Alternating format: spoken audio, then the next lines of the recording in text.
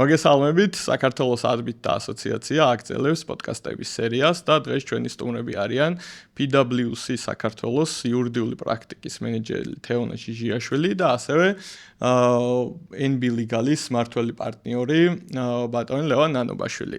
ბატონი ლევანი არის დღეს მოქმედი არბით ასოციაციის გამგეობის წევრი, თეონა კი გახლდათ წინა მოწვევის გამგეობის წევრი და ორივე მათგანი აქტიურ მონაწილეობას იღებდა და იღებს საქართველოში არბიტრაჟის განვითარებაში.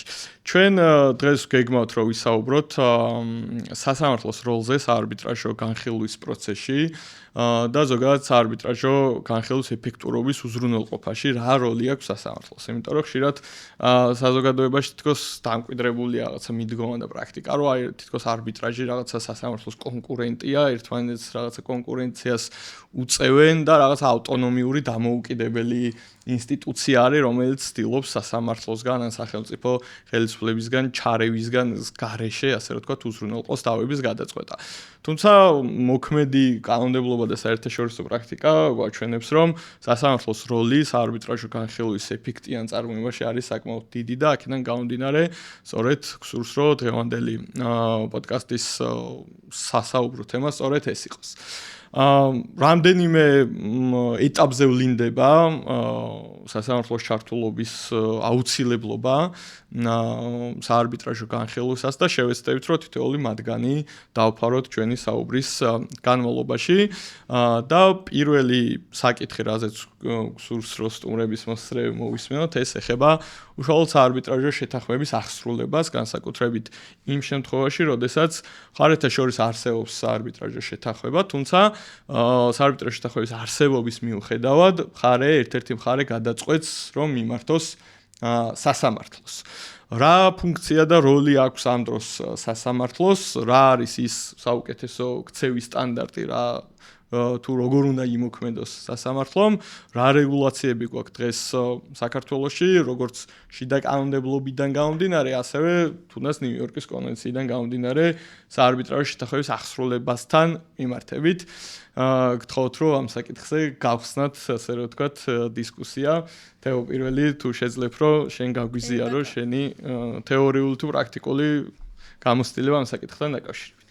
სიამოვნებით თოთა, დასაწყისში საინტერესო აღნიშნა თითქოს ერთმანეთის კონკურენტ ორგანოებად მიიჩნევიან. პრინციპში შეიძლება სახელწოდებასაც მივყავდეთ მანდეთ, როგორც ალტერნატიული მეთოდი ქვია დავის გადაწყვეტის და პრინციპში არის კიდეც სასამართლოს ალტერნატივა დავის გადაწყვეტაში, როგორც ასეთი, ანუ საბოლოო გადაწყვეტილების გამოტანაში, დავის დასრულებაში, მაგრამ როგორც აღნიშნა, უშუალოდ პროცესის წარმართვაში, გარკვეული ჩართულობა სასამართლოს მხრიდან დახმარებას, დავარქმევთ ამას მონაწილეობას, პროცესის სწორად და სრულყოფილად წარმართვაში დახმარებას, ასე ვთქვათ, საჭიროა არბიტრაჟის პროცესში და ეს მნიშვნელოვანი თემით დაიწყო, უმნიშვნელოვანესი თემა არის ეს საარბიტრაჟო შეთანხმების აღსრულებაში სასამართლოს როლი და ხელშეწყობა. თუმცა აქ პროცედურული საკითხის გათვალისწინებით აღნიშნავდი, რომ სასამართლოსთან ერთად პირველ რიგში აქვს მხარეს, მეორე მხარეს, ასე ვთქვათ, როლი იმაში, რომ აღსრულდეს საარბიტრაჟო შეთანხმება. რას გულისხმობთ ამაში? ჩვენი კანონის თანახმად, როგორც აღნიშნა ერთ მხარეს, მიუხედავად იმისა, რომ არსებობს საარბიტრაჟო შეთანხმება, რა თქმა უნდა, თავისუფლად შეუძლია მიმართოს სასამართლოს სარჩელით და სასამართლოში მოითხოვოს, ასე ვთქვათ, დავის გადაწყვეტა.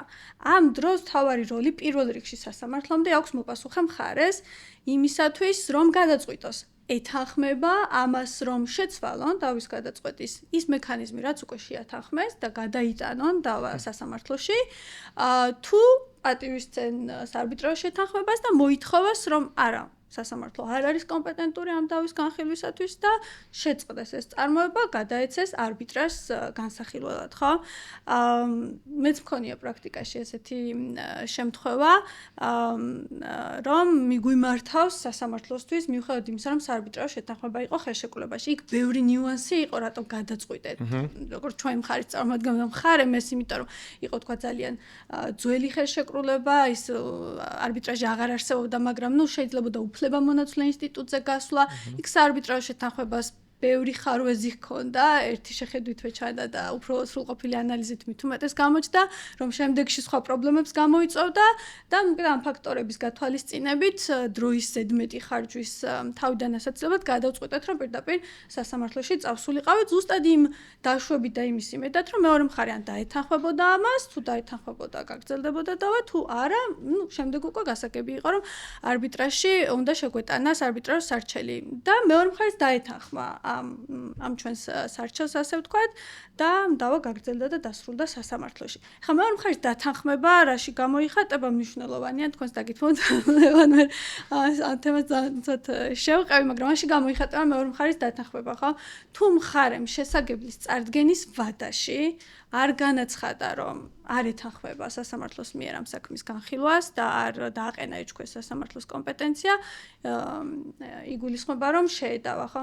ეს შესაგებლის წარდგენის ვადაში ნებისმიერი ვადა ბოლო დღის ჩათვლით, ესე შეგვიძლია განმარტოთ, კანონი ზედმეტს აღარაფერს აზუსტებს, მათ შორის, რა თქმა უნდა და პრაქტიკაში ალბათ დამეთანხმებით, თქვენს გექნებოდათ მსგავსი შემთხვევები, როგორც წესი შესაგებელშივე აყენებს ხოლმე მხარე, აი ქსურ თუ არა საქმის შეწყვეტას გრაფაში არის ზუსტად ის არგუმენტი, კი ბატონო, რაც უნდა მიეთითოს.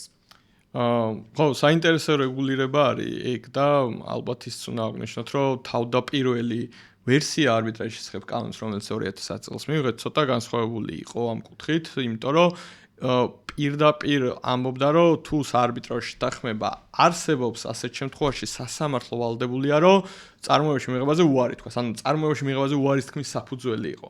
თუმცა შემდგომ ეს ასე რომ ვთქვათ, მიდგომა კანონის შეიცვალა 2015 წლის ცვლილებებით და ასე ვთქვათ, მხარეზე დამოკიდებული გახდა. ანუ მეორე მხარეს მისცა უფლება, რომ ანუ წარადგინოს მხარემ მოსამართლემ სარჩელი, სასამართლო თავისი ინიციატივით სარჩელის წარმოებაში მიღებაზე უარს არ იტყვის, მაგრამ თუ მეორე მხარე ასე რომ ვთქვათ, დააჩელენჯა, ანუ მიუთითებს არბიტრაჟში დახმებას და მოითხოვს არბიტრაჟში შეთანხმების აღსრულებას და სასამართლოში საქმის წარმოების შეწყვეტას, ამ დროს უნდა შეწყვეტოს სასამართლო.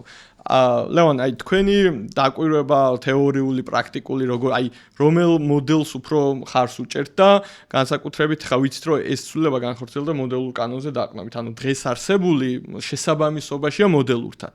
მაგრამ ქართული რეალობის გათვალისწინებით, როდესაც და არა მარტო ქართული, როდესაც შეიძლება ეს მიმართვის შესაძლებლობა მოსარჩელ მხარემ გარკვეულწილად ბოროტათაც გამოიყენოს. აი, რომელ მოდელს დაუჭერდით უფრო მხარს და რა დადებითი და უარყოფითი აქვს ან ერთს ან მეორეს? მოგესალმებით, დიდი მადლობა ამ საინტერესო საკითხებზე სასაუბროდ მოწვევისთვის.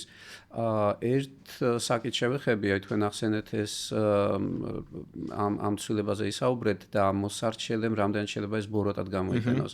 მე მოგიყვებით ერთი შემთხვევის შესახებ ჩემი პრაქტიკიდან, როდესაც მხარეებმა გააფორმეს ხელშეკრულება და ამ ხელშეკრულებაში იყოს არბიტრაჟო დათქმა. შემდეგ მათი ურთიერთობა გაგრძელდა დაახლოებით 1 წლის განმავლობაში და წარმოიშვა დავა. ეს ხელშეკრულება ეხებოდა ნაწარმოების შექმნას, ეს იყო კომპიუტერული პროგრამის დიზაინის შექმნა და ავტორს, რომელიც იყო ხელშეკრულების მხარე და რომელმაც შექმნა ეს დიზაინი, მას ჰქონდა იმის განცდა, რომ დაირღვა არა მხოლოდ ხელშეკრულება, არამედ მისი ავტორის პირადი უფლებები.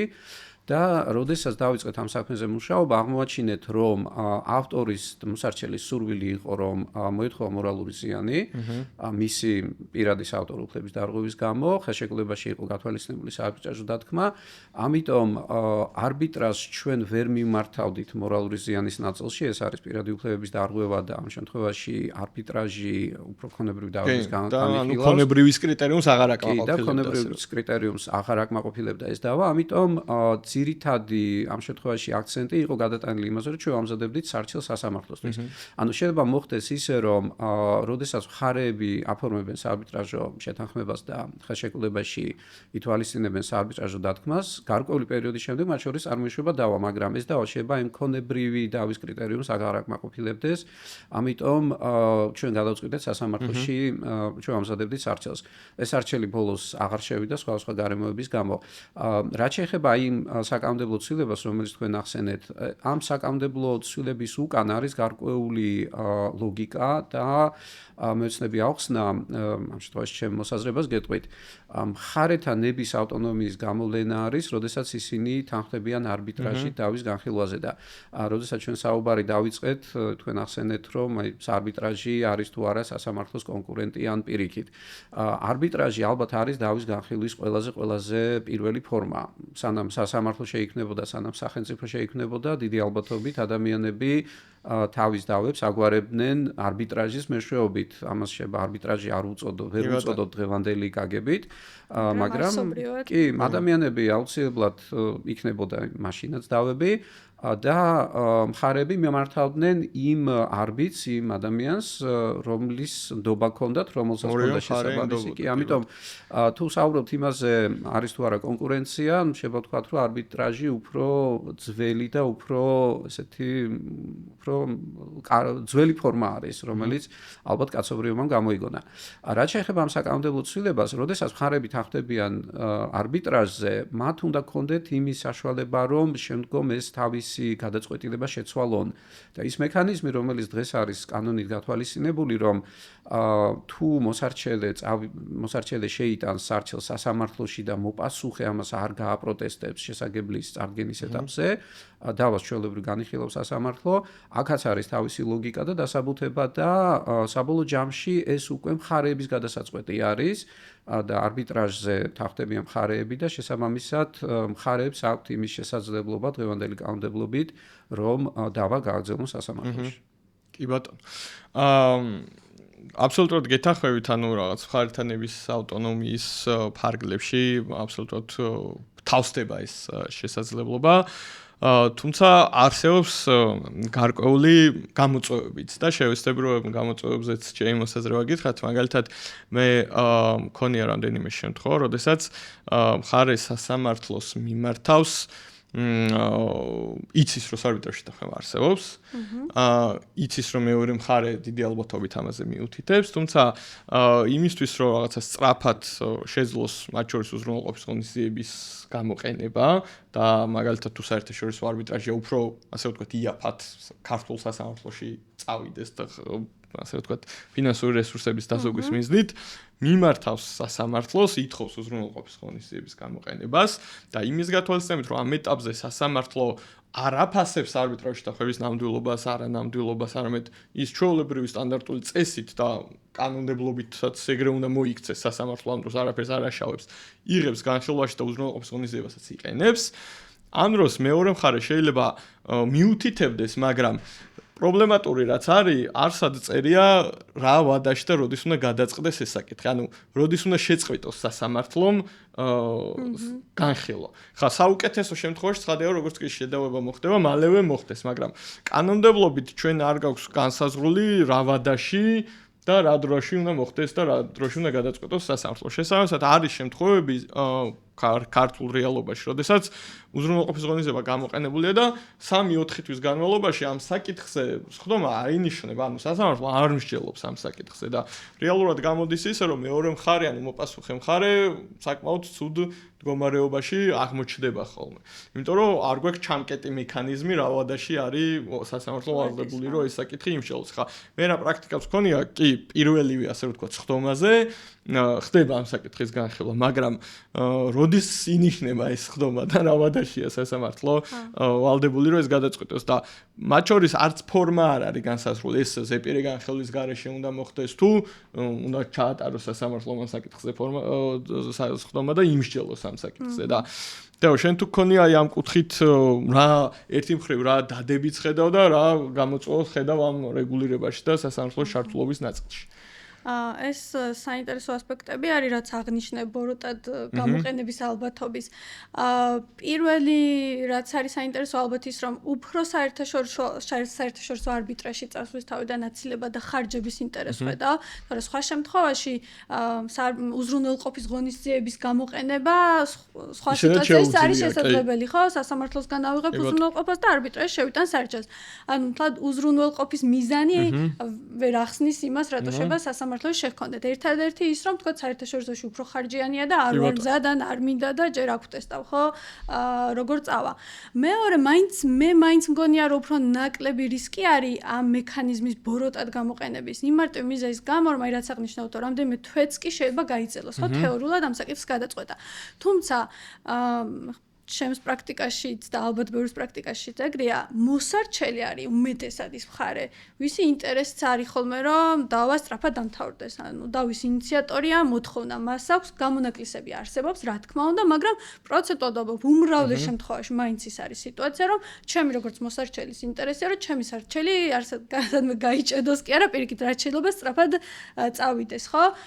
და ნუ თავის თუმცა არის გამონაკლისის შემთხვევები. გამონაკლისებიც არის, რაც ბოროტად გამოყენების შესაძლებლობას მისცემს, როგორც აღნიშნე, თუმცა მაინც ვფიქრობ, რომ აი ამ რისკების სიმცირის გამო, რომ შეუპირისპიროთ ეს ინტერესები, მხარეთა ნების ავტონომია და ის, რომ ჯერ მოდი მივცეთ საშუალება იქნება ორივეს უნდა, რომ პირდაპირ სასამართლოში გადმოიტანოს, ხო, დავის განხილვის ფორუმი და ის არგუმენტებიც, რაც უკვე აღნიშნე, მაინც ამართლებს ამ მოდელს, როგორც გვაქვს. ალბათ ერთ-ერთი კარგი იქნებოდა, თუნდაც ვადით ჩაკეტვა, ხო, რაღაცა ვადის განსაზღვრა, რა ვადაშიც სასამართლო იხილავს ამ შუამდგომლობას, უფრო გამართავდა ამ პროცესს და თავიდან აგვაცილებდა. თუ შეიძლება რომ დავუმატებ რამდენიმე გარემოებას, ვადის საკითხი ძალიან მნიშვნელოვანი არის და თქვენ რაც ახსენეთ ეს პრაქტიკა ალბათ კარგი იქნება თუ კანონში ეს ვადა იქნება გათვალისწინებული და რაც შეეხება მოსარჩელის ქმედებებს, არბიტრაჟი არის კონფიდენციალური და ჩვეულებრივ, როდესაც მხარეები მიმართავენ არბიტრაჟს, განხილვა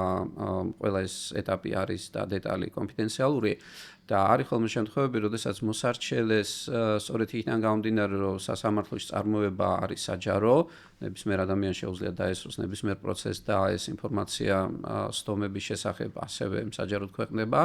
მოსარჩელეს ზოგჯერ აქვს გარკვეული ზემოქმედების ბერკეტი მეორე მხარეზე. თუ დავა არის ცნობილი კომპანიის წინააღმდეგ, რომელიც უფრთხილდება თავის რეპუტაციას და მას არ უნდა რომ ეს ყველა დეტალი საჯაროდ გახმაურდეს, შეიძლება სარჩელის შეტანა სასამართლოში იყოს მეორე მხარის მორიგებაზე წამოყვანის ერთ-ერთი მექანიზმი, რასაც ასევე ქართულ რეალობაში ამას ჰქონია ადგილი, როდესაც მოსარჩელემ მიმართა სასამართლოს მიუხედავად იმისა, რომ ხელშეკრულებაში იყოს არბიტრაჟის დათმო, სწორედ იქიდან გამომდინარე, რომ მეორე მხარეს იყო ძალიან დიდი ძლიერი კომპანია, რომელსაც ჰქონდა იმის რესურსი, რომ არბიტრაჟში ეწარმოებინა დავა განუსაზღვრელი დროის განმავლობაში, მაგრამ ეს კომპანია უფრთხილდებოდა თავის რეპუტაციას და ეს იყო გარკვეული ბერკეტი მორიგებაზე ამ კომპანიის წამოყვანის. კი, არა, ბევრი ნიუანსი არის, რაც ახსენეთ ლევან, არის ის, რომ თუ უზრუნველყოფას აიღებს მაგალითად ანგარიშებზე, ხო, საბანკო ანგარიშებზე ეს საკითხი არის. თუ სარჩელი ცდილობს მაგალითად საბანკო გარანტიის გამოთხოვის გაჩერებას, ისეთი პრაქტიკაც ყოფილა, რომ უფრო სწრაფად შეიძლება სასამართლოსგან აიღოს და შესაბამისად არბიტრაჟის ინიციირებას განსაკუთრებით საერთაშორისო შეიძლება გარკვეულ დროსთან და ბერკეტებთან იყოს დაკავშირებული. ამიტომ ცხადია, რომ კარგი იქნება, რომ ჯერ პრაქტიკით და შემდგომ საკანონმდებლო დონეზე აი ამ საკითხის სწრაფი გადაწყვეტის მექანიზმის, ასე რომ ვთქვათ, შემუშავება ცხადია იქნებოდა სასურველი. მოდიში რაც გაჭიანურების საკითხს ჩაგვიხურავდა, ასე ვთქვათ, მაგრამ ალბათ არ ვიცი ის საკითხი, მაინც სენსიტიურია და ღიად დაგვრჩება, ხო, ეს კონფიდენციალობის თემა და ხარკეცინებაზე რომ ეს ბოროტად გამოიყენოს. კი ბატონო, მეორე საკითხი, რაზეც ამ ნაწილში სურს რომ ვისაუბროთ, არის სასამართლოს მხრიდან საარბიტრაჟო შეთანხმების ნამდვილობის შეფასების სტანდარტი, იმიტომ რომ ჩვენ მე-9 მუხლში გვაქვს ესეთი დათქმა, რომ სასამართლო მართალია შეწყვეტს და გადაამისამართებს, ასე რომ ვთქვათ, მიუთითებს ხარებს არბიტრაჟზე. გარდა იმ შემთხვევაში, თუ დაადგენს, რომ საარბიტრაჟო შეთანხმება არის ბათილი, ძალადაკარგული, ან მისი შეთანხმება არის, მისი აღსრულება არის შეუძლებელი. ანუ სასამართლო გარკვეულწილად აფასებს მაინც არბიტრაჟო შეთანხმების ნამდვილობის საკითხს. ახლა ჩვენ კანონს თუ გადავხედავთ, სამი ძირითადი შემთხვევა არის, როდესაც სასამართლოს უწევს არბიტრაჟო შეთანხმების შეფასების საკითხი. ეს არის მე-9 მუხლიდან გამომდინარე, როდესაც ხარი აყენებს შეწყვეტის საკითხს. მეორე შეიძლება იყოს, როდესაც მე-16 მუხლიდან გამომდინარე კომპეტენციის დადგენილება საჭირდება, რომ თუ მაგალითად ხარი არბიტრაჟში დაყენებული ქონდა საკითხი, რომ არბიტრაჟში თახმა ბათილია და არბიტრაჟმა არ უნდა განიხილოს და ამაზე არბიტრაჟი პოზიტიურ გადაწყვეტილებას მიიღებს და ეს გასაჩივრდება და მესამე უკვე ცნობა აღსრულების ეტაპზე თუ მხარე გადაწყვეტილების გაუქმების ან ცნობა აღსრულებაზე უარის თქმის აბსოლუტურად უთითებს იმას, რომ არბიტრაჟში თახმება არ არის ნამდვილი. აი რა და რო დაუბრუნდეთ მეცხრემულს, ხო, ანუ რა სტანდარტით უნდა იმოქმედოს ამ შემთხვევაში სასამართლომ. და აქ ალბათ ისიც გასათვალისწინებელია, რომ ამ საკითხების შეფასება სხვადასხვა ინსტანციის სასამართლოს უწევს. ანუ ერთ შემთხვევაში მეცხრემულზე მსჯელობს პირველი ინსტანციის სასამართლო, ხოლო კომპეტენციის და ცნობა აღსრულების საკითხზე შეიძლება მსჯელობა მოუწიოს სააპელაციო სასამართლოს. თუ ადგილობრივი ცხადია განხილვასთან გვაქვს საქმე. აი სტანდარტი როგორი უნდა იყოს სასამართლო ვალდებულია რომ შინაარსობრივად სიღრმისეულად შევიდეს არბიტრაჟში დახმების შეფასებაში თუ ეგრეთ წოდებული ერთი შეხედვის ტესტით უნდა იმოქმედოს. ლევან თქვენგან დავიწყებთ. ძალიან საინტერესო შეკითხვა არის და ამ საკითხთან დაკავშირებით არსებობს ორი მოსაზრება და ორი მიდგომა. ამ მიდგომებზე ვისაუბრებ და შემდეგ ჩემ მოსაზრებას გეტყვით ქართულ პრაქტიკასთან მიმართებაში. ერთი შეხედვის პრინციპი გულისხმობს, რომ სასამართლო უბრალოდ ნახავს, რომ არბიტრაჟი შეთანხმება არსებობს თუ არა და თუ არსებობს სასამართლო აღარ უღრმავდება ამ არბიტრაჟის შეთანხმების დეტალებს, აღარ შედის შინაარსში და მხარეებს ეტყვის, რომ მათი დავა უნდა განიხილოს არბიტრაჟმა. მხარეები შემდეგ ან გადაინაცვლებენ, ან არ გადაინაცვლებენ არბიტრაჟში, ეს უკვე მათი გადასაწყვეტი არის, მაგრამ შეიძლება არბიტრაჟის განხილვის შემდეგ აღმოჩნდეს, რომ ეს არბიტრაჟის შეთანხმება იყო ბათილი, ან ძალადაკარგული, ან შეიძლება შეუძლებელია მისი აღსრულება. მაგალითად, მხარეები შეთანხმდნენ არბიტრაჟო ინსტიტუტზე, რომელიც უბრალოდ აღარ არსებობს, როგორც იურიდიული პირი შეწყვიტა თავისი არსებობა. ამ შემთხვევაში მხარეებს უწევთ დაბრუნება ისევ სასამართლოში, თუმცა მათ დაკარგეს ძალიან დიდი დრო, რესურსები, ენერგია და საბოლოო ჯამში სასამართლოს ისევ უწევს დავის გაგრძელება, რისი აცილება შეიძლებოდა აი ამ არცობრივი განხილვის შემთხვევაში. მეორე მიდგომით სასამართლო უღრმავდება თვითონ არბიტრაჟის შეთანხმების შინაარსს, ამოწმებს არის თუ არა ნამდვილი, ხო არის ძალადაკარგული, რამდენი შეიძლება მისი აღსრულება, მაგრამ აქ არის სულ ცოტა ერთი დიდი მინუსი. მხარეებმა აი შინაარსობრივი განხილვა შეიძლება გამოიყენონ ბოროტად. ჩვენ ვისაუბრეთ უკვე ბოროტად გამოყენების შესაძლებლობაზე, როდესაც არბიტრაჟის დათქმის არსებობის პირობებში მხარეები მიდიან სასამართლოში და მხარეებს ან ორივე მხარეს ან ერთ მხარეს შეუძლია გამოიყენოს ეს შინაარსობრივი განხილვა ბოროტად, გაწელოს სასამართლოში ამ საკითხის განხილვა, შესაბამისად მხარეთა ინტერესები ასევე დაზარალდება, იმიტომ რომ დროულად ვერ გადაინაცვლებენ არბიტრაჟში. ეს არის აი ეს ორი ძირითადი მიდგომა. ქართულ რეალობაში და ქართულ სასამართლო პრაქტიკაში ძირითადად მაინც შინაარსობრივი განხილვა გამოიყენება, სასამართლოები მაინც ერთი შეხედვის პრინციპს არ იყენებენ შინაარსობრივ განხილვას და ნაწილობრივ ალბათ ეს მეცხრემულსაც ეფუძნება, იმიტომ რომ მეცხრემუხლი ითხოვს, რომ მხარემ უნდა მიუთითოს, სასამართლომ უნდა მიუთითოს მხარეებს არბიტრაჟზე, გარდა იმ შემთხვევისა, როდესაც ხელშეკრულება არის ბათილი, ძალადაკარგული ან შეუძლებელია მის შესრულება. ანუ თვითონ კანონი ავალდებულებს სასამართლოს, რომ მან შეისწავლოს არბიტრაჟის შეთანხმება, დარწმუნდეს, რომ ის ნამდვილი არის და არ არის ძალადაკარგული. და აქედან გამომდინარე სასამართლო შინაარსში შედის და ამ გზით წვეთს ამ საკითხს.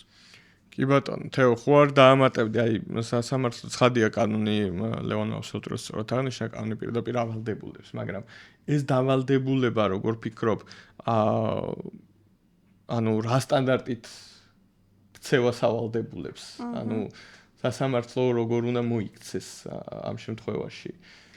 ამ საკითხთან დაკავშირებით ისევ წამოვწევდი მხარის როლსაც სასამართლოსთან ერთად. ესეთი ამ საკითხის გაპრობლემებისას, ანუ ერთ-ერთი მხარე უთითებს, რომ არბიტრაჟში არ უნდა წავიდეთ, მოსარჩელი ხო, იმიტომ რომ და უნდა იყოს ერთ-ერთი არგუმენტი, არბიტრაჟის შეთანხმება ბათილია, ძალადაკარგულია ან შეუძლებელია მისი შესრულება, ხო? მტკიცების ტვირთი პირველ რიგში არის სწორედ ასეთ მხარეზე. თუ მხარე უბრალოდ უთითებს, რომ აი ეს ზოგადად, იმიტომ რომ ყველაფერი ერთად, ხო, იმიტომ რომ ბათილია. აი ეს შემთხვევაში სასამართლოს ჩემი გადმოსახედიდან არ აქვს ის ვალდებულება, რომ თვითონ მოიძიოს ფაქტობრივი გარემოებები, რატო არ არის ეს არბიტრაჟის შეთანხმება მოქმედი, ხო? ხო არ არის ბათილობის საფუძვლები ფაქტები, გამოიკვლიოს ეს არგუმენტები, არსობრივად შეაფასოს და შემდეგ გადაწყვეტოს საკითხი არანაირად. თუ მხარე ამ არგუმენტს საკმარისად არ მისცემს, სწორედაც რომ ერთი შეხედვის პრინციპით უნდა შეხედოს სასამართლომ, არის არბიტრაჟი შეთანხმება, მხარეთა ნება ჩანს ამ შეთანხმებაზე, ამ ნებას რამე ნაკლი აქვს თუ არა და ჰქონდა თუ არა, თუ რაიმე სხვა გარემოებები არსებობს, ეს საკითხი უკვე არბიტრაჟში გადაინაცვლებს. ვფიქრობ, ცოტა ჰიბრიდული მიდგომა შეიძლება მოუწიოს სასამართლოს იმ შემთხვევაში, თუ მე როგორც მხარე ვუთითებ, რომ ეს არბიტრაჟო ინსტიტუტი აღარ არსებობს მაგალითად. აქ ერთი შეხედვის პრინციპი, რომ თქვა, ხედავს არბიტრაჟის შეთანხმებას და მოდი ჯერ წადი, ხო?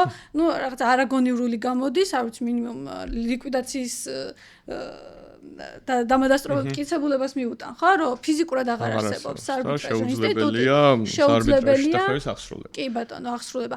ან მაგალითად ძალა დაკარგულია, შეიძლება მარტივი შესაძლებელი იყოს, შეიძლება რთული საქმეს გააჩნია, მაგრამ თუ მაგალითად ვადით იყო შემოფარგლული, ხო, არბიტრაჟო ინსტიტუტისთვის მიმართვა, დავის წარმოშობიდან 30 დღეში უნდა მიმართოს არბიტრაჟო ინსტიტუტს და მე 2 წლის შემდეგ შევიტანე სარჩელი სასამართლოში, ცალკე საკითხად დავის წარმოშობის შეფასება, ხო, ამიტომ თუ ძალიან აშკარაა და მარტივი შესაძლებელია და შავი თეთრზე ჩანს რომ რაღაცა წელიწადზე მეტი გავიდა ხო და ეს ვადა გასულია აი აქაც ვფიქრობ რომ გონივლად უნდა მიუდგეს სასამართლო და შეუძლია თუნდაც აი ეს შეაფასოს მაგრამ მაინც სტანდარტი უნდა იყოს რომ შევხედეთ არის საკმარისად არის მხარეთანება არბიტრაჟ შეთანხმებაზე არ არის მხარის დასაბუთებული არგუმენტები რატომ არ არბიტრაჟი ამიტომ უნდა გადაეცეს არბიტრაჟ და ეს მუხლი ნუ პრინციპში თეორიაშიც როგორც ვისაუბრეთ ორნაირი მიდგომა არსებობს ხო და იმიტომაც მსჯელობთ რომ ეს საკითხი ცალსახა არ არის მაგრამ მიიჩნევა რომ აი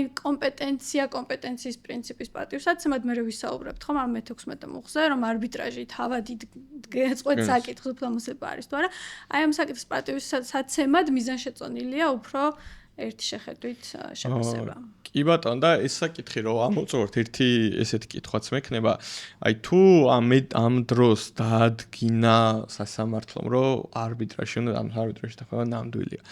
რა გავლენა აქვს ამას შემდგომ ხარისუფლებაზე ერთი მხრივ კომპეტენციის ნაწილი გახადოს ისევ სადაოდ არბიტრაჟი ანუ წავიდეთ არბიტრაჟში და მხარე კვლავ სადაოდ ხდის ანუ სასამართლოს ეს განჩინება ხო არ უზღუდავს მას სამის უფლებას ან თუ გადაწყვეტილება გამოვიდა და მერე ითხოვს მხარე რომ ამ საფუძვლით გაუქმდეს ეს გადაწყვეტილება ცნობა აღსრულებაზე უარი თქვას ანუ რამდენად აქ მეორე მხარეს უფლებას ან სასამართლოს რომ დაიყრდნოს პირველი ინსტანციის იმ განჩინებას რომელთაც საქმის წარმოება შეწყდა თუ საერთოდ გამორიცხავს აი ამაზე თუ ნახავთ კანონში რაიმე პირდაპირი ჩანაწერი რომ იქ თუ ნამსჯელია ამაზე ამ დროს შენ კარგავ უფლებას ან აღარ გაქვს ან სასამართლო იმას უნდა დაეყრდნოს ან ასე შემდგომ ესეთ ჩანაწერს ვერ ვნახავთ და როგორი უნდა იყოს აი სასამართლოს თუნდაც კომპეტენცია მე-16 მუხლიდან განხილვის შემთხვევაში ან ცნობა აღსრულების ეტაპზე განხილვის შემთხვევაში სასამართლოს ქცევის სტანდარტი რამდენად უნდა დაიყნოს არ დაიყნოს როგორც ერთ-ერთი არგუმენტი ამ მტკიცებულება უნდა გამოიყენოს თუ შებოჭილი არის როგორც კანონიერ ძალას შესული განჩინების ძალით ასე რომ ვთქვათ. იმიტომ რომ აი შეფასების ნაწილი ალბათ ეგეც არის. თუ ვიტყვით რომ ერთი შეხედვის ტესტით უნდა შეფასდეს, მაშინ სასამართლო იქ უკვე ვალდებულია რომ შინაარსობრივად შევიდეს და შეაფასოს და მიუხედავად სასამართლოს პირველ ინსტანციის შეწყვეტისა შეიძლება იქ თქვას რომ იქ სასამართლო მართალია ერთი შეხედვის ტესტის შეწყვეტა და დაადგინა რომ არბიტრაჟი შეთანხმება იყო, მაგრამ მე შინაარსში შევდივარ და ვიზახი რომ არ არის ნამდვილი და აი ეს ასე რომ ვთქვათ საკითხი მათ შორის სასამართლო განჩინებებს შორის როგორ უნდა გადაწყდეს. ძალიან საინტერესო შეკითხვა, აქაც ალბათ სხვა მოსაზრება შეიძლება არსებობდეს, მაგრამ თუ გავითვალისწინებთ იმას, რომ ზოგადად სასამართლოს, ნებისმიერ სასამართლოს, არა მხოლოდ საქართველოში აქვს ძალიან ბევრი საქმე და ყოველთვის გადატვირთული არის, სასამართლოს შეიძლება არ ქონდეს იმის мотиваცია დრო ან ენერგია, რესურსი, რომ ამ საკითხს ძალიან ღრმად ჩაწვდეს და შეისწავლოს. სასამართლოსთვის ეს არის მორიგი დავა და მისი გადაწყვეტილება შეიძლება არ იყოს ისეთი სიღრმისეული, რომ შემდგომ გავლენა მოახდინოს არბიტრაჟზე, მაგრამ არბიტრაჟის შემთხვევაში არსებობს ეს პრინციპი, რომელიც ერთ-ერთი ფუძემდებლური არის კომპეტენციისთვის, ანუ არბიტრაჟი თავად განსაზღვრავს აქვს თუ არა მას კომპეტენცია. არბიტრაჟი იქნება სწორედ იმ კონკრეტული დავისთვის და არბიტრი არის ის ადამიანი, ის პირი ან ტრიბუნალი, რომელსაც შეარჩევენ მხარეები. შესაბამისად, არბიტრაჟი ალბათ უფრო არის მოტივირებული, რომ უფრო ღრმად შეისწავლოს ეს საკითხი. სასამართლოს მოსაზრება შეიძლება იყოს ერთ-ერთი საფუძველი და რა თქმა უნდა ამ სასამართლოს განშინებას ექნება ძალიან დიდი მნიშვნელობა და არბიტრაჟმა ეს უნდა გაითვალისწინოს, მაგრამ საბოლოო ჯამში ალბათ არბიტრაჟმა დამოუკიდებლად უნდა იმჟელოს ამ საკითხზე და თავად დაიდგინოს ან არ დაიდგინოს კომპეტენცია. კი ბატონო. თეო შენ სხვა გავიზიარებდი. კი, დავეთანხმები ლევანს ამ საკითხში აუცილებლად არბიტრაჟს. პრინციპში პირველი რატომაც ესე უნდა იყოს არის რომ კანონი არ ავალდებულებს. ხო, აი ჩვენ აღნიშნავ, კანონით არ არის ვალდებული არბიტრაჟი რომ გაითვალისწინოს. ხო, შეზღუდული არ არის პრინციპში და ეს ზუსტად იმას მიგონიშნებს რომ შეუძლია და ვალდებულიც არის მე უკვე თავისი ვალდებულებებიდან გამომდინარე რომ სიღრმისეულად განიხილოს და შეისწავლოს საკითხი და თან კომპეტენციის საკითხები არ არის ისეთი მარტივი, ასე ვთქვათ, ხა მაგალითად მოვიყვანე, ხო რომ რაღაცა ძალიან მარტივი, ხო რაღაცა ვადა ინსტიტუტი აღარ არსებობს, მაგრამ რეალურად ყველამ ვიცით რომ კომპეტენციის დავები ძალიან მნიშვნელოვანი და კომპლექსური შეიძლება იყოს და არის კიდევაც ხომ პრაქტიკაში, თქვენ საარბიტრაჟო გადაწყვეტილებასთან დაკავშირებით თქვენს ერთ-ერთ სერიაში სტუმარმა აღნიშნა რომ 150 გვერდი დაწერა არბიტრაჟმა მარტო კომპეტენციის საკითხზე გადაწყვეტილებასთან შუალედური ფორმით მიიღო და იმ დონეზე კომპლექსური საკითხი იყო და აი ამ საკითხის მნიშვნელობიდან და სირთულიდან გამომდინარე, შეუძლებელია და აბსოლუტურად არაგონიურია არბიტრაჟს დაევალდებულოს, რომ სასამართლოს ერთი შეხედვით ნაპოვნი გადაწყვეტილება ასე ვთქვათ სავალდებულოდ გაიზიაროს. ერთ გარემოებას დავამატებ,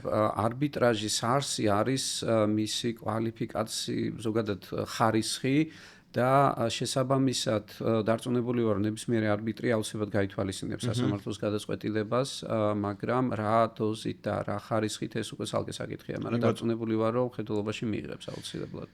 კი ბატონო, გასაგებია. პრინციპში რო შევაჯამოთ ეს საკითხი, ალბათ ყოველთან ხვდებით, რომ მეცხრე მუხლიდან გამომდინარე სასამართლოს როლი, ჩართულობა მნიშვნელოვანია იმისთვის, რომ არბიტრაჟის შეთანხმება აღსრულდეს და თუ ნამდვილ არბიტრაჟის შეთანხმებასთან გვაქვს საქმე, დროულად მოხდეს ამ საქმის გადამისამართება არბიტრაჟში და ამ ნაწილში ალბათ განსაკუთრებით იმის გათვალისწინებით, რომ პირდაპირ დროითი შეზღუდვა სასამართლოს არ აქვს, სასამართლო მაინც დროულად გადაწყვიტოს ეს საკითხი, რაც თვითონ სასამართლოს დროს და რესურსსაც დაზოგავს და ასევე ხარებსაც მისცემს შესაძლებლობას, რომ თუ რაიმე სადავო საკითხი აქვთ, დროულად მიმართონ არბიტრაჟს და დროულად გადაწყვეტონ. და მნიშვნელოვანია, რომ ის ძირითადი პრინციპები და არბიტრაჟის შეთანხმების საკითხი, ასე რომ თქვა, თვითონ სასამართლომაც ცხადია პატივისცეს და ეს როგორც არბიტრაჟის შესახებ კანონიდან გამომდინარეობს, ასევე დასაწყისშიც აღნიშნეთ, რომ ნიუ-იორკის კონვენციაც პირდაპირ ავალდებულებს ხელშემკრალ ხარებს, რომ თუ გასაგებია, რომ კონვენცია საერთაშორისო ელემენტის შემთხვევაში გამოიყენება, თუმცა პირდაპირ ვალდებულება არის სახელმწიფოების, რომ არბიტრაჟის შეთანხმებასაც და სასამართლოებმა უზრუნველყონ მისი აღსრულება. თუმცა აქვე წინ რო წავიწიოთ, ის უნდა აღნიშნოთ, რომ ამით არ შემოიფარგლება მხოლოდ სასამართლოს როლი საარბიტრაჟო განხილვაში და კიდევ ერთი ძალიან მნიშვნელოვანი კომპონენტი, როდესაც სასამართლოს ჩართულობა არის საჭირო, ეს ეხება თავად საარბიტრაჟო ტრიბუნალის ფორმირებას. და ფორმირების ნაწილში შეიძლება ორი კუთხით გამოვლინდეს სასამართლოს როლი. ხო, ერთი ეს არის რომ დანიშვნის ნაწილი, იმიტომ რომ ჩვენი კანონმდებლობა ითვალისწინებს გარკვეული გარემოების არსებობის შემთხვევაში და მხარეს ანიჭებს უფლებას, რომ მიმართოს სასამართლოს იმ მოთხოვნით, რომ სასამართლომ უზრუნველყოს ერთკაციანი ტრიბუნალის ერთი არბიტრის დანიშვნა, ან მაგალითად თავმჯდომარის დანიშვნა სამ კაციანი ტრიბუნალის შემთხვევაში. და ასევე მეორე კომპონენტი ეხება აცილების საკითხს, იმიტომ რომ ჩვენი კანონი ითვალისწინებს, რომ იმ შემთხვევაში თუ თავად ტრიბუნალი არ დააკმაყოფილებს აცილების შუამდგომლობას, შემდგომ უკვე სასამართლოში გასაჩივრდეს ეს საკითხი და ცხადია ეს ორივე უკავშირდება საარბიტრაჟო ტრიბუნალის ფორმირების საკითხს. ანუ ყველაზე ვიცით, რომ ძალიან ბევრი საკითხი შემდგომ ტრიბუნალის ფორმირებასთან არის დაკავშირებული, ხო? იგივე კომპეტენციის საკითხის გადაწყვეტა, უზრუნველყოფების ღონისძიების გამოყენება, საქმის მთლიანი განხილვა და ასე შემდგომ. ამიტომ ხშირ შემთხვევაში ტრიბუნალის ფორმირების პროცესი არის ერთ-ერთი ყველაზე მნიშვნელოვანი ეტაპი საარბიტრაჟო განხილვის, იმიტომ რომ თუ ეს არ მოხდა და არ შედგა, ფაქტობრივად გამოდის, რომ მიუხედავად ფორმალური ინიციირებისა, გამოდის, რომ საარბიტრაჟო წარმოება არ არის დაწყებული. დავიწყოთ ალბათ პირველ რიგში დანიშვნით და შემდგომ აცილების საკითხზეც ვისაუბროთ. რა დროს ერევა და შეიძლება ჩაერიოს სასამართლო, რა დროს წარმოეშობა ეს უფლება მხარეს და შემდგომ უკვე სასამართლოს როლი როგორი არის, როგორ უნდა იმოქმედოს სასამართლომ, რა უნდა გაითვალისწინოს დანიშვნის დროს და რით არის შეზღუდული ამ შემთხვევაში სასამართლო. ლევან, რომ დავიწყოთ თქვენგან. ესე ძალიან საინტერესო საკითხი არის. სასამართლოს მიერ არბიტრის დანიშვნა ერთის მხრივ საინტერესო არის, მაგრამ მეორეს მხრივ თავად არბიტრაჟის არსი არის ის, რომ მხარებს შეუძლიათ შეარჩიონ არბიტრი. ის არბიტრი, რომელსაც ენდობიან, რომელსაც აქვს შესაბამისი კვალიფიკაცია და ცოდნა, ამიტომ სასამართლოს ჩარევის შესაძლებლობა არის ძალიან კარგი. მაგრამ მეორე მხრივ ალბათ არ არის სასურველი, რომ არბიტრი დანიშნოს სასამართლომ, თუ მხარებს შეუძლიათ ამის თავიდან აცილება, იქნება ძალიან კარგი.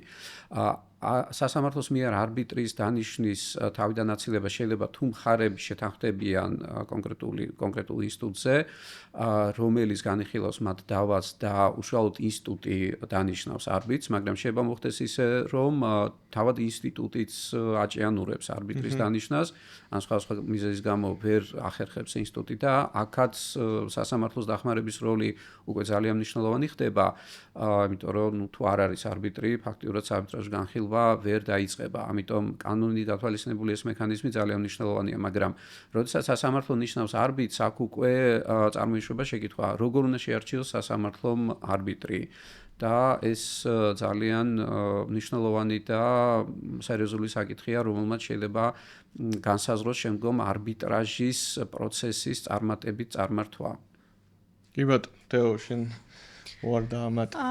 კი, ცალსახად მნიშვნელოვანი საკითხია და ძალიან სერიოზული ჩარევა, ასე ვთქვათ, არბიტრაჟო პროცესში, იმ მხრივ, რომ დავის გამხილველი პირი ინიშნება, პრინციპში დავის გამხილველი ალტერნატიული თუ კლასიკური ორგანოს მიერ. მაგრამ მაინც ხაზგასმით რო აღნიშნოთ, როდის არის ეს ჩარევა საჭირო, პრინციპში ლევანმა აღნიშნა საარბიტრაჟო ინსტიტუტზე შეთანხმებისას, როცა ეს ვერ სრულდება, მაგრამ მაინც ეს არბიტრის აცილება თუ დანიშვნის საკითხები ყველაზე პირველ რიგში მნიშვნელოვანი ხდება მაშინ, როდესაც მხარებს საერთოდ არ აქვთ შეთანხმებული არანაირი ინსტიტუტი, ანუ ეგრეთ წოდებული ad hoc არბიტრაჟის პირობებში.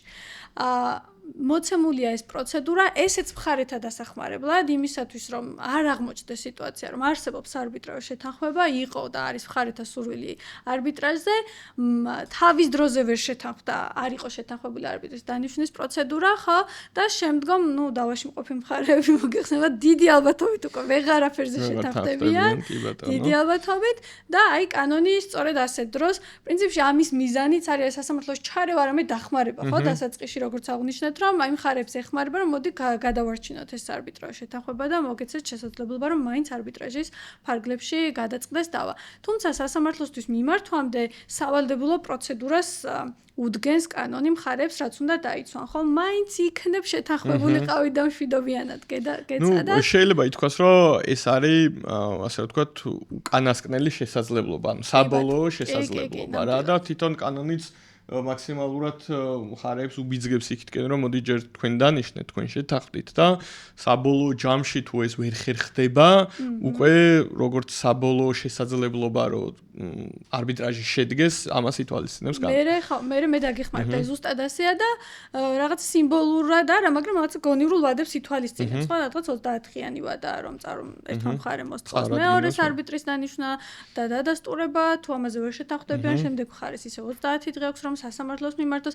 ანუ რეალურად ეს არის პროცედურა მოცემული იმ შემთხვევაში თუ მხარები ვერ შეთანხმდნენ არ იყვნენ შეთანხმებული არბიტრის დანიშვნაზე. ხო, კანონი გვაძლევს რაღაცა ერთგვარ ზოგად პროცედურას, რომ მოდი ამას გავყვეთ. თუ ამასაც ვერ გავყევი და ისე ვერ შეთანხმდი, კარგით, მოდი ახლა სასამართლო დანიშნავს და აქ ძალიან მნიშვნელოვანი ახლა ლევანმა რაც აღნიშნა, შერჩევა, ხო, როგორ უნდა შეარჩიოს. კანონში როგორც მახსოვს რაღაცა კვალიფიკაციაზე თუ მხარეთა მიერ შეთანხმებულ კრიტერიუმებზე არის მითითება, ხო, სასამართლოს შედარებით ზოგადად რო სასამართლომ ეს უნდა გაითვალისწინოს და ისე უნდა დანიშნოს არბიტრიო. კანონი არაფერს ამბობს მხარეთა სავალდებულო ჩართულობაზე არბიტრის შერჩევისა თუ დანიშვნის პროცესში, თუმცა რა თქმა უნდა რეკომენდებული და გონივრულია რომ მხარებს უნდა მიეცეთ საშუალება პოზიციები წარადგინონ, მოსაზრებები, ხო, იმ კანდიდატების შესახებ, ვისაც მაგალითად სასამართლო პირობითად შეარჩევს არბიტრებად დასანიშნად ამ საქმეში და ასე ვთქვათ, ჩემი აზრით საკმაოდ რთული ბალანსი შეიძლება იყოს დასაჭერი ან სწორი პასუხისმგებლობანი, როგორ უნდა დააკმაყოფილოს მხარეთა შეთანხმებული კრიტერიუმები სასამართლომ. მაგალითად, თუ შეთანხმდნენ, რომ კვალიფიციური ინჟინერი გადაწყვეტს მათ დავას, ხო, არის ძალიან სპეციფიკური და ამაზე ნამდვილად არიან შეთანხმებული, ხო, აი კვალიფიციური როგორია, ხო, რამდენი წელი გამოცდილება უნდა კონდეს 10 წლიანი კვალიფიცურად ჩაითვლება თუ არ ჩაითვლება, 20 წლიანი ჩაითვლება, თუ აი, ხო, არ იქნება მარტივი ისეთ შემთხვევებში, როდესაც მხარებს მართლა აქვთ გარკვეული კრიტერიუმები შეთანხმებული, რაც ძალიან შეფასების საკითხია. აქ ძალიან საფრთხილო გადაწყვეტილება იქნება მისაღები. აქ უნდა აღინიშნოს, რაც ძალიან მნიშვნელოვანია, ნებაყოფლობითობაზე ვსაუბრობ სულ არბიტრაჟის ფარგლებში და არბიტრის თანხმობა არის. კი, აი არის ძალიან მნიშვნელოვანი, აი პროცედურა როგორ უნდა წარიმართოს, რომ ანუ სასამართლო მოსამართლე უნდა დაიკონტაქტოს ასე ვთქვათ, დაინტერესებულ ვინ შეიძლება რომ არბიტრად დაინიშნოს, თუ აი რა როგორ უნდა მოხდეს. აი ეს ღია არის. არ არის, ანუ პროცედურა ისე პირდაპირ გაწერილი არ არის, ანუ რა უნდა ქნას სასამართლომ. კი ბატონო, სასამართლომ ხო წესით უნდა შეარჩიოს სავარაუდო კანდიდატები, საიდან და როგორ მაგ თემას დაუბრუნდეთ და ჩავშალოთ, გვაქვს ჩვენი ვერსიები, ხო და ეს ჩვენი ვერსია 1-ია 3-ისთვის ჩემი აზრით. როგორ შეიძლება მარტივად წაიყვანოს ხო სასამართლომ ეს შერჩევის პროცესი, თქვათ მიიღოს მათი თანხმობა არბიტრად დავასში დანიშვნის შესახებ, წერილობით თანხმობას ითხოვს თუ არ ვცდები. კი, წერილობითი არბიტრისგან წერილობით და ამის შემდეგ წარუდგინოს კანდიდატები მხარებს, მისცეს მათ საშუალება მაგალითად, აი ლევანი ოთო და თეონა, ხო, პირობითად სამი ან ორი კანდიდატი შეიძლება მხოლოდ ერთი აიღოს და ერთზე ოთხს რა წარმოვიდგინეთ.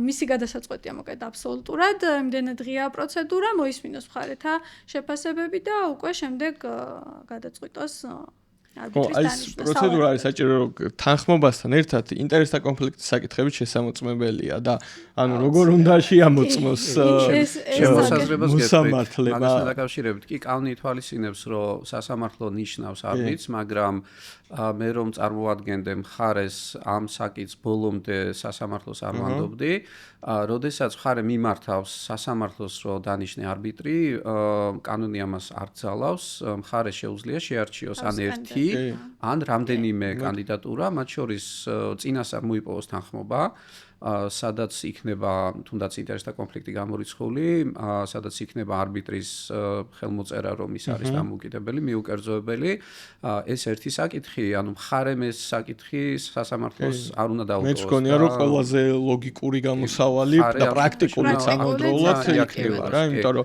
თუ დაურთავ შენ განცხადებას არბიტრის დეკლარაციას და თანხმობას, სასამართლოს ბევრად უფრო გაუმარტივებ რეალურად საქმეს. შინაარსობრივად დროშიც ალბათ, ხო, ეს უფრო მარტივი იქნება, იმიტომ რომ სასამართლოს მხრიდან სავარაუდო არბიტრებთან დაკონტაქტება, თანხმობის მოპოვება ეს ძალიან რთული არის და ეს თვითონ დანიშნის პროცესს გაართულებს, მაგრამ მეგონი თეონა გულისხმობდა სასამართლოს მხრიდან არბიტრების შერჩევას, მაგალითად საქართველოს არბიტრაჟის ასოციაციისიდან, რომელიც საჯარო არის და ეს არის ხელმისაწვდომი საქართველოს არბიტრაჟის ასოციაციის საიტზე. გარდა ამისა, შეიძლება პრაქტიკაში წამოიჭრას ესეთი საკითხის, რომ სასამართლოს მოუწიოს არბიტრების შერჩევა და ამ ხრივ შეიძლება სასამართლომ გამოიყენოს არბიტრაჟ დაწესებულებების ინსტიტუტების სია. იმიტომ რომ საქართველოში არსებობს რამდენიმე ძალიან კვალიფიციური საარბიტრაჟო ინსტიტუტი და მათი არბიტრების სია არის საჯარო.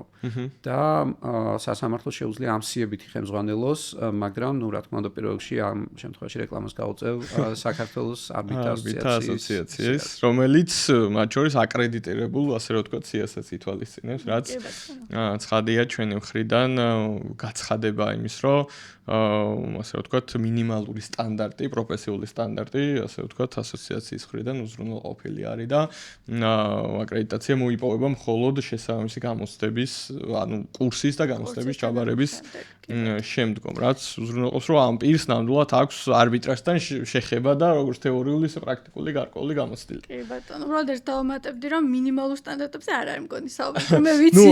ორივე მოდული.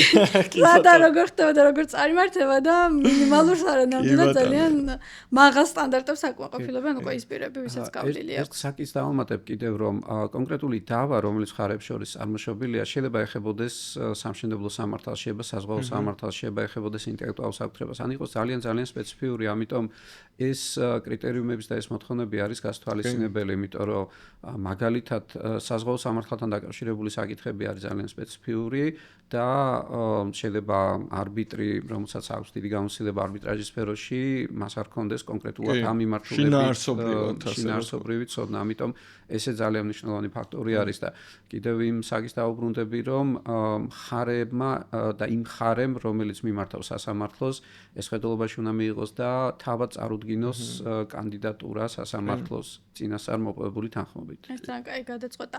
პრინციპში მოპასუხეც არ არის შეზღუდული. არა, რა თქმა უნდა. მოპასუხე როგორც მეორე მხარე, ასე ვთქვათ, ვისაც არ მიუმართავს, ასევე თავის თუ ის არ დაეთანხმება, წარადგინოს ალტერნატიული კანდიდატურა. და დიდი ალბათობით არ დაეთანხმება, იმიტომაც მივიდნენ იქ, სადაც დღეს არიან, ხო?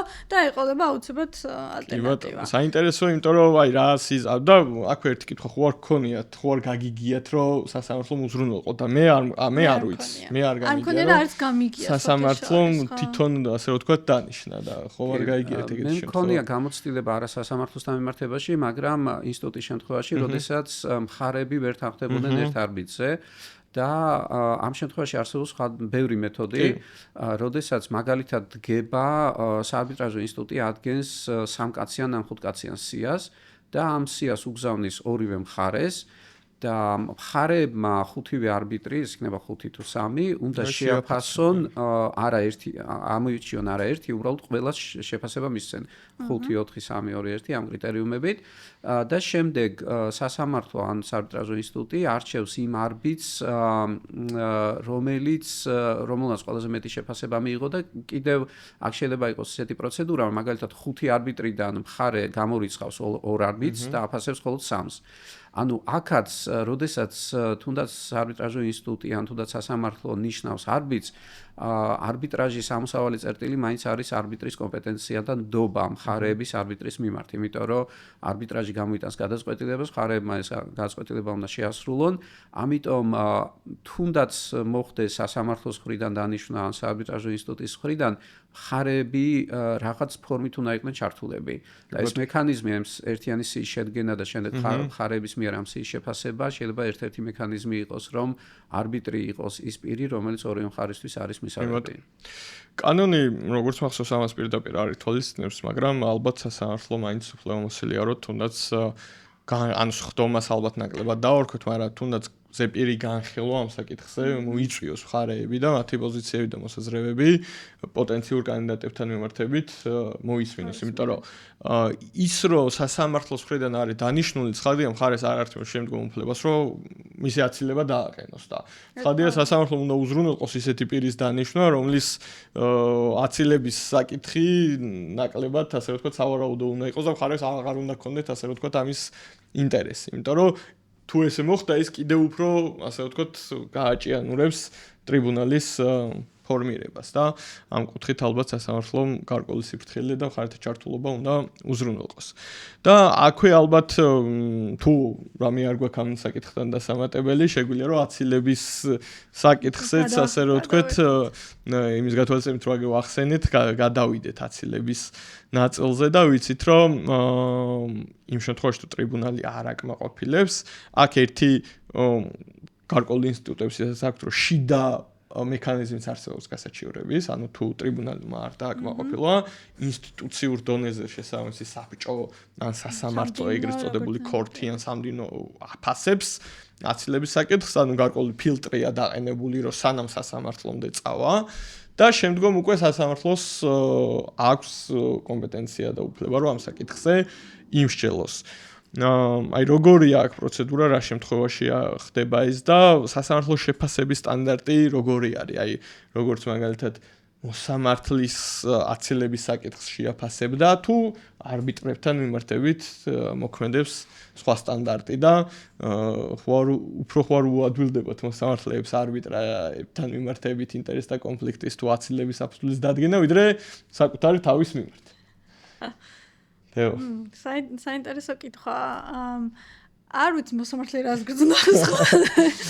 ამ საკითხის გადასაწყვეტად არბიტრის შემთხვევაში საფუძვლები ეს არის მიუკერძოებლობა, დამოუკიდებლობა და კვალიფიკაცია, ხო? მიუკერძოებლობა და დამოუკიდებლობა პრინციპში ძალიან სუბიექტური საკითხებია, ну, მეტნაკლებად ერთმანეთთან შედარებით და ყოველ კონკრეტულ საქმეში არის შესაძლებელი. არბიტრების შემთხვევაში პრინციპში რო ვარავდოთ, შეიძლება უფრო უმარტივდებოდეთ კიდეც იმის გათვალისწინებით, რომ აი მაგალითად IBA-ის წესები არსებობს, ხო, საერთაშორისო ადვოკატთა ასოციაციის, რომელიც განსაზღვრავს იმ გარემოებებს, როდის არ შეიძლება არბიტრის დანიშვნა, ასე ვთქვათ, როდის არის ცალსახად ინტერესთა კონფლიქტი ან შეუთავსებლობა, როდის არის ის საკითხი, რომელიც მხარემ უნდა დააყენოს და თუ მხარე დაეთანხმა მისაღებია და როდის არის ყველაფერი მისაღები და რაღაცა გარემოებები არსებობს, მაგრამ ეს არ ნიშნავს ამ საკითხებს ალბათ მე უფრო შემდეგ კითხვებში შევალთ, ხო, შინაარსობრივად არ შევეხებ, მაგრამ რაღაცა მეტნაკლებად ეს დამხმარე სახელმძღვანელო არის, რომელსაც სასამართლო შეიძლება გაყვეს. არ ვიცი, ეს გაუმარტივებს. კი ბატონო. მე ერთ ამბავს მოგიყვებით ჩემი გამოცდილებიდან ერთხელ მომიწია ასეთ საკითხზე მუშაობა და ძალიან რთული იყო გადაწყვეტილების მიღება. მხარებმა ერთ-ერთმა მხარემ დასვა არბიტრის აცილების საკითხი, რადგანაც არბიტრს ჰქონდა გარკვეული ერთად მუშაობის გამოცდილება ერთ-ერთი მხარის წარმომადგენელთან. და ძალიან რთული იყო გადაწყვეტილების მიღება, აი თქვენ ახსენეთ სტანდარტი ამ შემთხვევაში რა. და ტრიბუნალის წევრი იყავით არბიტრი.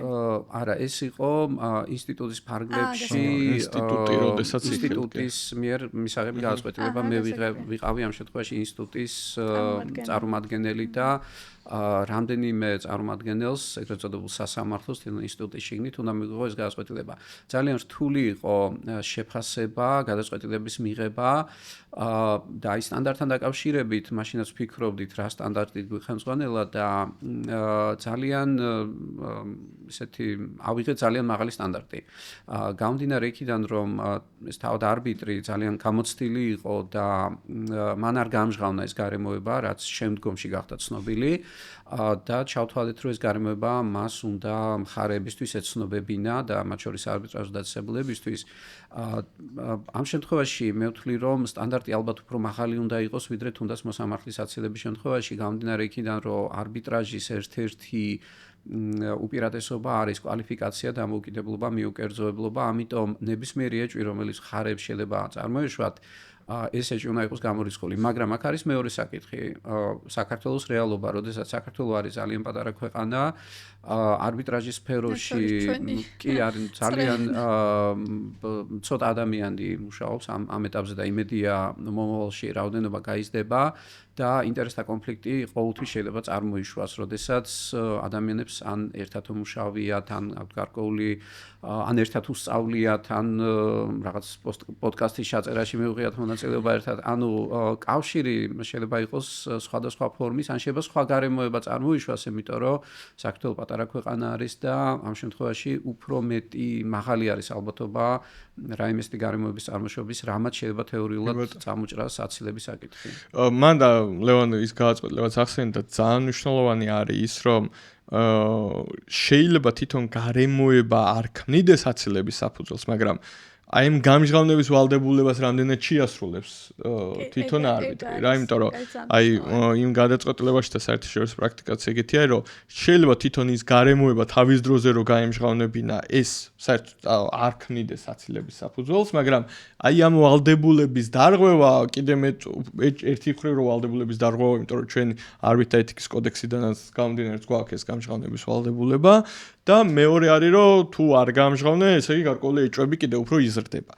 ამიტომ მაგ ნაწილში საკმაოდ მაღალი სტანდარტი არის არბიტრებთან მიმართებით და მე ყოველ შემთხვევაში რა გამოცდილებაც მქონია არის ის, რომ თუ შენ გამჟღავნებას აკეთებ თუნდაც ეგეთი მცირედი გარემოებების, ეს პირიქით მხარეების მხრიდან მეტნდობას ასე რომ ვთქვათ განაპირობებს, რომ შენ ნამდვილად რაღაც კეთილსინდისიერად უდგები ამ საკითხს, ყველა გარემოებას ამჟღავნებ და მხარეები ასე რომ ვთქვათ გარკვეული გარანტია უჩნდებათ, რომ ასე ვთქვათ ყველა ის ინფორმაცია რაც შეიძლება რომ ამას ასე ვთქვათ კონფლიქტის წარმოშობდეს არის მათთვის ცნობილი. ამიტომ ეს ძალიან ინფორმირებულად იღებს ასე რომ ვთქვათ ამ გადაწყვეტილებას. რა, იმიტომ რომ რო გაამჟღავნებ შეიძლება მაგის საფუძველზე დააყენონ აცილება, მაგრამ არც დაკმაყოფილდეს.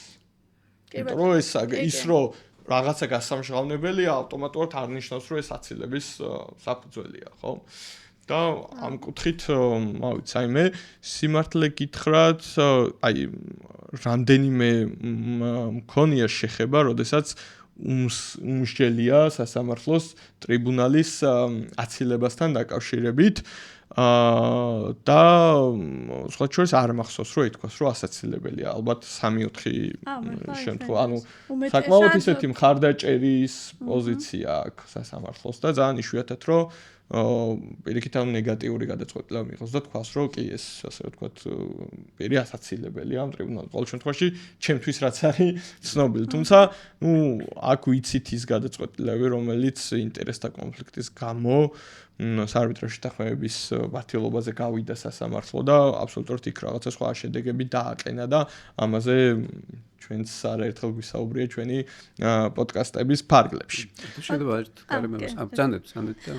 ეს მოსამართლის აცილების სტანდარტთან შედარება გააკეთეთ დასაწყისში კითხვით თუ არ ვწდები იქ ერთ-ერთი მნიშვნელოვანი გარემოება მესამე პირის თვალში გამოიყურება თუ არა დამოუკიდებლად და მიუკერძოებლად, ხო? ანუ ერთია ხარ თუ არა და მეორეა როგორ ჩანხარ კრიტერიუმი, პრინციპში ორივეგან გვაქვს, ხო? ანუ მათ შორის აქ აი ეს გარემოება სწორედ ეგ არის, რომ და მესამე პირის ობიექტური პირის სტანდარტი აქაც გამოიყენება. ერთი არის შეიძლება მე როგორც არბიტრმა ეს გარემოება არაფრად ჩავთვალე, იმდენად არაფრად რომ არც კი გავამჟღავნე, ხო? მაგრამ მეორეა რომ აი ყველა გონიერი მესამე პირის თვალსა და გულში ეს რეალურად ეჭვებს აღწევს, აი რაც თქვი რომ რატო არ გაამჟღავნე? ერთ გარემოებას დავამატებ, არბიტრის აცილება ალბათ ერთ-ერთი ყველაზე ცუდი რამ არის, რაც შეიძლება მოხდეს არბიტრაჟის პროცესში. გამომდინარე იქიდან, რომ არბიტრის აცილება იმდენად მტკივნეულია მთლიანად ამ პროცესისთვის, ფაქტიურად დავა უნდა დაიწყოს თავის განხილვა დაიწყოს თავიდან. ეს დაკავშირებულია დამატებით ხარჯებთან, დროსთან და ძალიან ბევრ სირთულეს წარმოშობს. ამიტომ პირველ რიგში თავად არბიტრი არის პასუხისმგებელი იმაზე, რომ როდესაც ის ხდება დანიშვნაზე და ხელს აწერს თანხმობას, ყველა გარემოება პირდაპირი, არაპირდაპირი ის გარემოება, რომელიც ქართული რეალობიდან გამომდინარეობს, რომ ყველაფერი გაამჟღავნოს, იმიტომ რომ თუ დადგება არბიტრის აცილების საკითხი, იქნება არბიტრაჟ დაწესებულების შიგნით თუ სასამართლოს მეშვეობით, ძალიან მტკივნეული იქნება და იმ კონკრეტულ შემთხვევაში, რაც მახსენდება, ამ ყველაფერს მოყვა შემდგომ ძალიან ისეთი გაჭიანურება პროცესის და ნამდვილად არ იყოს სასიამოვნო გადაწყვეტილება. პროცედურული ომი, როგორც ხშირად ეძახიან. კი ბატონო, ჩვენ პრინციპში რა საკითხებიც დავფარეთ და ვისაუბრეთ უკავშირდებოდა პირველი ინსტანციის ჩართულობას, ანუ ეს ეხება მეცხრე მუხლიდან გამომდინარე არბიტრაჟის დახმების აღსრულებას, არბიტრის დანიშვნას და აცილებას, ეს საკითხებიც პირველი ინსტანციის კომპეტენციას განეკუთვნება და კიდევ ერთი, ასე რომ ვთქვათ, მნიშვნელოვანი ჩართულობა და დახმარება, რომელიც შეიძლება გაწიოს პირველი ინსტანციის სასამართლომ, ეს არის მტკიცებულებების მათ შორის მოწმეთა გამოცხადების უზრუნველყოფა საარბიტრაჟო განხილვაში. რომ იმ შემთხვევაში თუ თავად არბიტრაჟი ვერ უზრუნველყოფს და სცილდება მის, ასე რომ ვთქვათ, შესაძლებლობებს ამ ყველაფრის უზრუნველყოფა და ეს მნიშვნელოვანია გადაწყვეტისთვის, დავის გადაწყვეტისთვის, რა როლი აქვს ამ შემთხვევაში სასამართლოს და როგორ მოქმედებს, ასე ვთქვათ, სასამართლო ამ შემთხვევაში. როგორც ყველა სხვა როლებში, აქაც ვიტყვით, რომ ძალიან მნიშვნელოვანი როლი აქვს და მართლა ძალიან მნიშვნელოვანი მტკიცებულებების გარეშე მხარის მიერ პროცესის წარმართვა ხო, პროცესში მონაწილეობა, რეალურად სამართლიანი სასამართლოს უფლების გარკვეულწილად ჩამორთმევაც არის, ხო? თუ არბიტრაჟის ფარგლებში არ იყოს შესაძლებლობა, რომ ბოლომდე იყოს უზრუნველყოფილი მხარის ეს უფლებები, მტკიცებულებების წარდგენას. თუმცა აი არბიტრაჟის ბუნებიდან გამომდინარე, როგორც ახსენე, ზოგიერთ შემთხვევაში შეიძლება ფიზიკურად ვერ გამოვიდეს, რომ არბიტრაჟმა უზრუნველყოს ან მტკიცებულებების უზრუნველყოფა, ან მოწმის დასწრება და აი ამ შემთხვევაში პროცედურულად კანონი ესეთ რაღაცას ამბობს, რომ მხარეს არბიტრაჟის თანხმობით შეუძლია მიმართოს სასამართლოს ამ საკითხებზე დახმარებაში.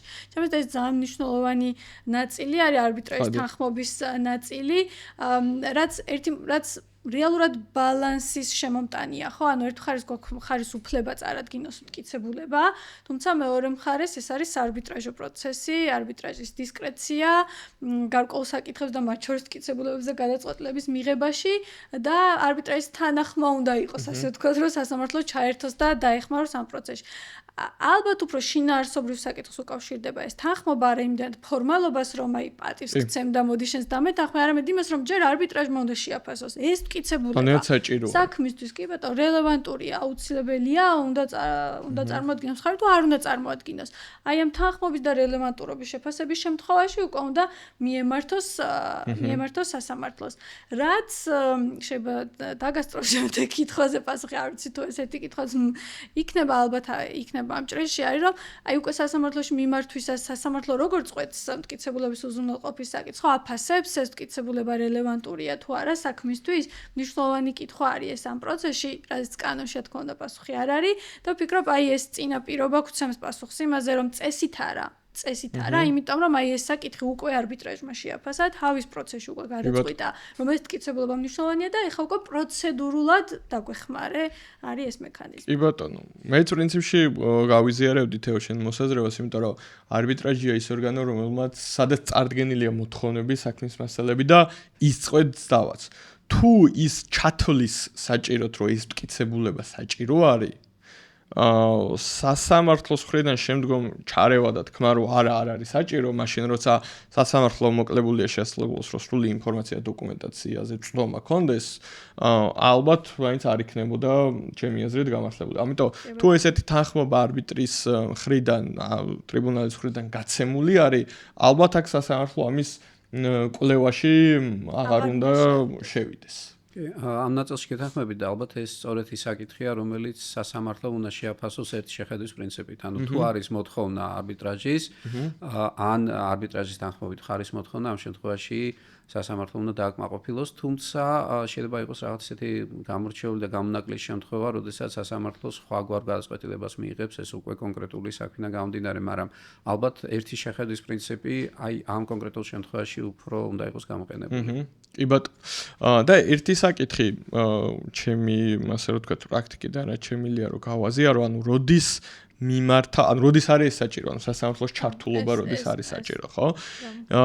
თუ ეს მტკიცებულება მეორე მხარესთან ინახება, როგორც წესი სასამართლოს ჩართულობის ესე პირდაპირ ეს კანონიდან არ გამომდინარეობს და ამ დროსაც შეიძლება რომ სასამართლოს ძალით მოვითხოვოთ, მაგრამ აქ ძალიან კარგი პრინციპი არსებობს ეგრეთ წოდებული მტკიცების ტვირთის შებრუნების. ხო, ანუ თუ არბიტრმა დაავალა მეორე მხარეს მტკიცებულების წარმოდგენა და მას ეს არ მოაქვს, მაშინ ამ ნაწილში შეუძლია პირდაპირ შეაბრუნოს მტკიცების ტვირთი და მაგალითად ჩათვალოს ეს გარემოება დადასტურებულად, იმიტომ რომ თვითონ მხარე არ ცემს პატივს საარბიტრაჟო განხილვას და აქედან გამომდინარე ეს ასე რომ ვთქვათ წესი როგორც წესი გამოიყენება თუ მესამე პირთან ან სახელმწიფო დაწესებულებაში ან სხვა პირთან რომელიც არბიტრაჟში დახვევის მხარე არ არის და იმის გათვალისწინებით რომ ტრიბუნალის კომპეტენცია მხარეებზე ვრცელდება და ის მესამე პირს ვერ დაავალებს დოკუმენტის წარმოდგენას ან გამოთხოვას და რაიმე ქმედების პროცესზე მოსვლას შესაბამისად ამ დროს დგება ამის საჭიროება და არა ის რომ მეორე მხარესთან ინახება და მოდი სასამართლოს ძალით გამოვითხოვოთ, იმიტომ რომ ტრიბუნალს ბევრად უფრო ეფექტური შეიძლება ვთქვათ რომ ბევრად უფრო ეფექტური გამოყენების, ანუ გადაწყვეტის გზა უჭირავს ხელში, ასე რომ ვთქვათ, ბერკეტის სახით. მტკიცების გარდა ბოდიშოთ დავამატებდი, ეს არაფორმალურია, ხო, მაგრამ შემდეგ შედეგებისა შეიძლება გაითვალისწინოს, რაც ხარჯებში მაგალითად, ხო? კი.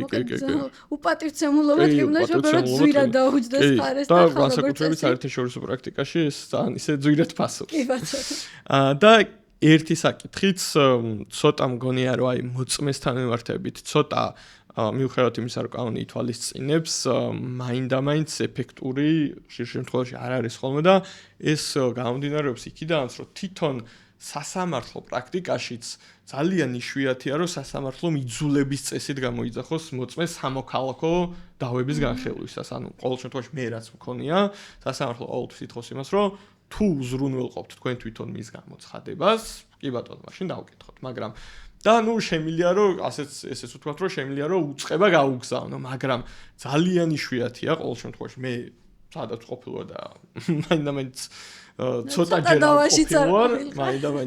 ჯერ ყოფილვარ სასამართლო ყოველთვის უპირატესობას ანიჭებს რომ მხარემ უზრუნველყოს ამ მოწმის გამოცხადება და რა ის რომ იძულების ძალით გამოაცხადოს, ასე ვთქვათ, მოწმე და შესაბამისად ამ ნაწილში დახმარების დროსაც ძალიან მე ყოველ შემთხვევაში არ გამიგია რომ სასამართლოს იძულების წესით უზრუნველყო მოწმის გამოძახება საარბიტრაჟო განხილვაში. არც მე გამიგე, თქვენ ხო არ ქონიათ თქვენ ინსტიტუტთან? მე არ ქონია გამოცდილება, მაგრამ ზოგადად სასამართლოს არც სასამართლოს თომაზე უყარს დიდად მოწმეების მოწმევა და ყოველთვის ითხოვს დასაბუთებას რა გარემოების შესახებ აქვს მოწმეს ინფორმაცია, ამას ძალიან კრიტიკულად აფასებს და უმეტეს შემთხვევაში ალბათ უარს ამბობს, თუმცა თუ მხარეები უზრუნველყოფენ ამ შემთხვევაში თანახმა იქნება, მაგრამ განსაკუთრებით არის ხოლმე ხშირად შრომით დავების შემთხვევაში, როდესაც ვთქვათ, კომპანია იღებს რაღაც კონკრეტულ გადაწყვეტილებას და პირად საუბრებში აბსოლუტურად რაღაც სხვა ინფორმაცია ქონდა კონკრეტულად ან უშუალო ხელმძღვანელმა სხვა ინფორმაცია მიაწოდა დასაქმებულს შრომითი დავების დროს უფრო ითხოვენ მხარე მოსარჩელე რომ აი მოწმეთ გამოვიძახოთ ადამიანი, მაგრამ აქაც ჩამკეტი მექანიზმი არის ის ინფორმაცია, ის გარემოებები, რომელთა შესახებ შეიძლება ამ ადამიანმა ინფორმაცია მიაწოდოს. კომერციული დავების შემთხვევაში, კონტემპორარი დავების შემთხვევაში ალბათ ამის საჭიროება ნაკლები იქნება. კი ბატონო. კარგით, მეგობრებო, რამის დამატება ხო არ გსურთ ამ ნაწილში, ასე რომ ვთქვათ, პირველი ინსტანციის სასამართლოს ჩართულობას არბიტრაჟო განხილვებში. თუ არა შეგვიძლია ჩავთვალოთ, რომ ამ ნაწილში, ანუ პირველი ინსტანციის ფარგლები ჩავთვალოთ მეტნაკლებად ამოწურულად ყოველ შემთხვევაში მსმენელს ძალიან ბევრი საკითხია ცხადია და პოდკასტის ფარგლებში ცხადია შეუძლებელი იქნება ყველა საკითხის დაფარვა, თუმცა ძირითად საკითხები ვფიქრობ, რომ გარკვეული ყურადღება გავამახვილეთ, რაც შეიძლება შემდგომში დისკუსიის თუ კვლევის საგანი იყოს. შეგახსენებთ, რომ ჩვენი დღევანდელი სტუმრები გახდათ თეონა ჟიჟიაშვილი, PwC საქართველოს იურიდიული პრაქტიკის მენეჯერი და ასევე ბატონი ლევანი NB Legal-ის მმართველი პარტნიორი. დიდი მადლობა ჩართულობისთვის, მონაწილეობისთვის, თქვენი თეორიული თუ პრაქტიკული ინფორმაციის და გამოცდილების გაზიარებისთვის. მადლობა მოწვევისთვის. ძალიან დიდი მადლობა. კი ბატონო, დაგემშვიდობებით, გვისმინეთ, გვიყურეთ, გამოგვიწერეთ და კიდევ აუცილებლად შემოგთავაზებთ შემდგომ ეპიზოდებს, როგორც სასამართლოს ჩართულობასთან მიმართებით, ასევე სხვა აქტუალურ საკითხებთან დაკავშირებით.